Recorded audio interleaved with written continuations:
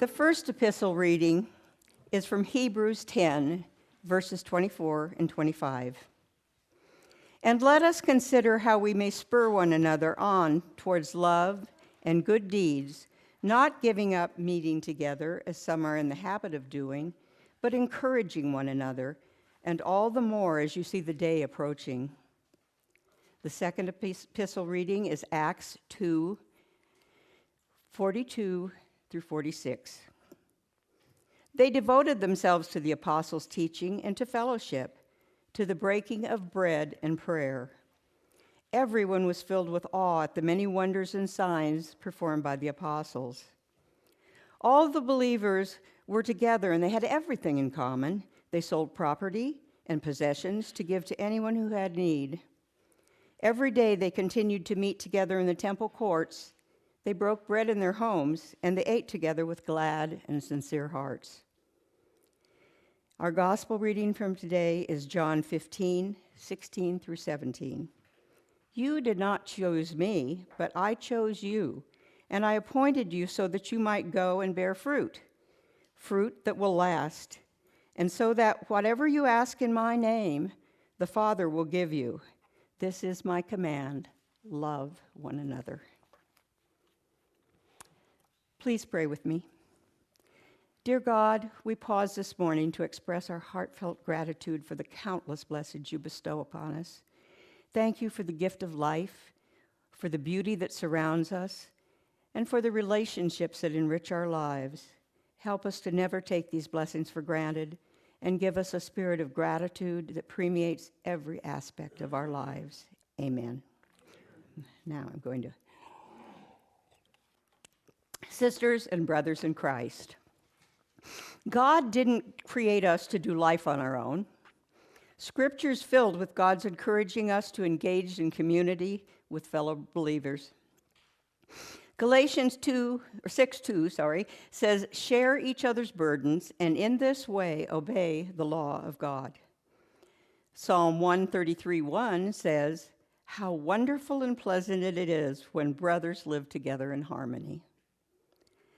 Think about those around you at church that you feel close to. What would your life be like if you didn't have anyone to share it with? And also take a moment to thank God for your family and your friends that you have, and how wonderful it is that He gave us those friends and family. The truth is, we need each other, the support, the encouragement, and the help along the way. Christian life is not easy, and there are many hills and valleys along the way. Hebrews 10, 24, 25 says, let us think of ways to motivate one another to acts of love and good works, and let us not neglect our meeting together as some people do, but encourage one another, especially now that the day of His return is near. As followers of Jesus, our community is a space where we can grow in love and share God's love with others. We need people checking in on us, asking us the hard questions, not just the easy ones, and challenging us to live out our faith. If you've never been a member of a small group, a church group, or if you have and you're not now, I encourage you to consider joining one when you can. I believe that you'll find that it really fulfills your life and helps you grow in Christ. There's something extraordinary about growing together in common with one another. When God's people are living in unity together, we all grow closer to Jesus. We are so blessed here in this church to have a vibrant, loving, and sharing coffee hour after our service. I truly believe that this special gathering time has been an important part of our growing and staying together as a community and as a family in Christ. Through the years that Gil and I were married, we attended 7 different churches of various denominations. Some were more welcoming than others. Sometimes it seemed hard for anybody to even come up and say hi. And that didn't make you feel too good. Those that did encourage us to join them after the service and welcomed us to return, and they even asked us to join them in their small groups as they gathered outside during weekly services. I'm sure you know which ones we went back to. They were the ones that we're most drawn to, and our faith grew stronger with the friendships we made and the joy of sharing of our faith with them. Jesus modeled finding community when he chose 12 men to walk and disciple with him. He was in a relationship with these 12 men for 3 years. They ate and they talked around campfires, caught fish, and they shared stories.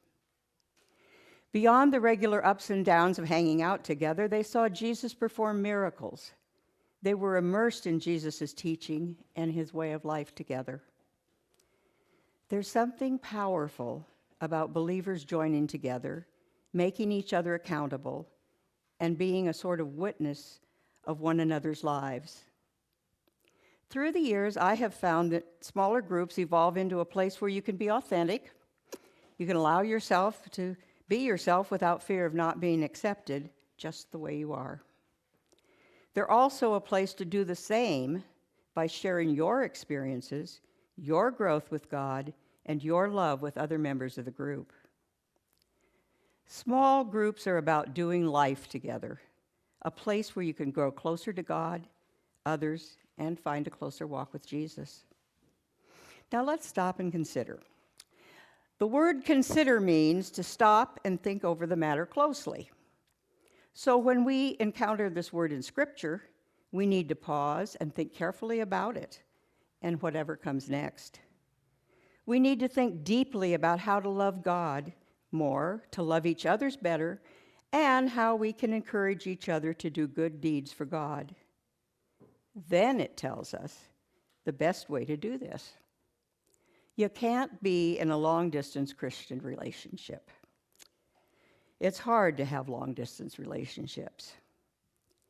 If we want to encourage each other to love better and to do good works, we have to have a relationship with each other. We have to gather together regularly, and the primary way that we do this is by gathering in the church and also in small groups. Stirring, or rather encouraging or inspiring others, often challenges us to go somewhere where we really don't want to go. We need to stay with each other and push each other to be godly. On our own, we can learn more about God and grow in our love for him. But at the same time, we must realize that we can't see everything on our own. We all have blind spots. In order to grow in the Christian life, we need to spend time alone with the Lord, and we need to be around others like us. We need community. Our community needs us. Scripture says that we are to encourage one another. Over and over, the Bible emphasizes the importance of spending time with other Christians as a source of encouragement. 1 Thessalonians 5:11 says, "So encourage each other and build each other up, just as you are already doing." Sometimes the best way to encourage isn't through words at all. It's just through listening.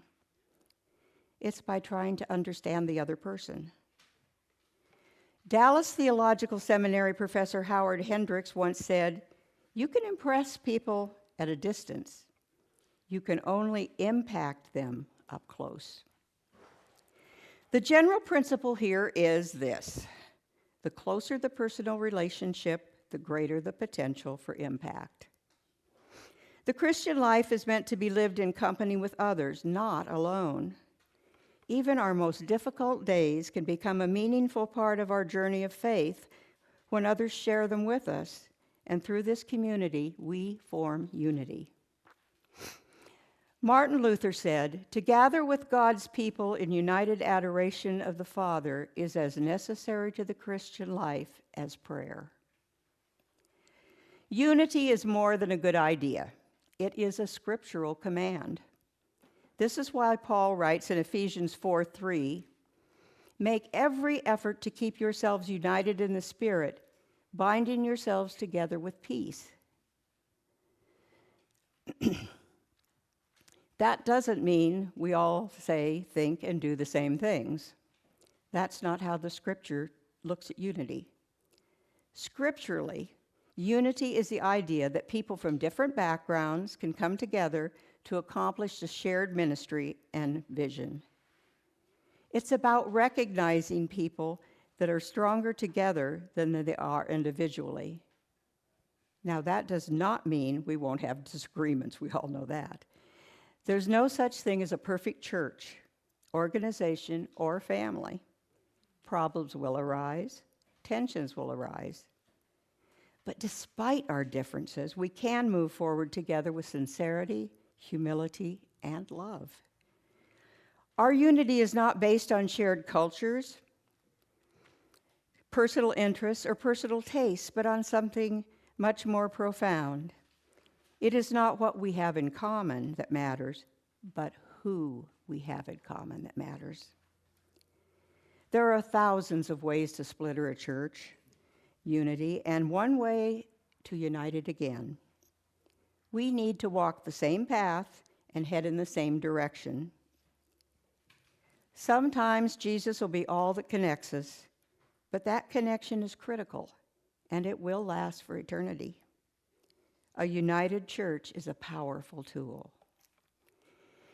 In Romans 15:6, Paul says, "We exist as a church so that all of you can join together with one voice, giving praise and glory to God, the Father of our Lord Jesus Christ." If we're going to be successful doing that, it's going to take everyone making that our goal. When this occurs, different gifts, talents, and blessings become connected and integrated, and the result is a release of God's divine power that achieves and accomplishes the impossible. Unity is a distinguishing mark of Jesus' presence and power in the Christian community. When the world sees this kind of love and unity, it is a powerful testimony to the truth of the gospel. Let's work harder to improve our unity through the love that we show to the communities around us and the community that we are part of. A unified church brings glory to Jesus, and when Jesus is glorified, the world will sit up and take notice. Amen. Please pray with me. Heavenly Father, life's challenges can feel so overwhelming, but we find comfort in knowing that we can lean on you for strength. Grant our church the resilience to weather the storms that come our way, and may we find our collective strength in seeking you. Together we can overcome any adversity, fortified by your unwavering presence in our lives. We thank you for being our source of strength and information and inspiration. Amen.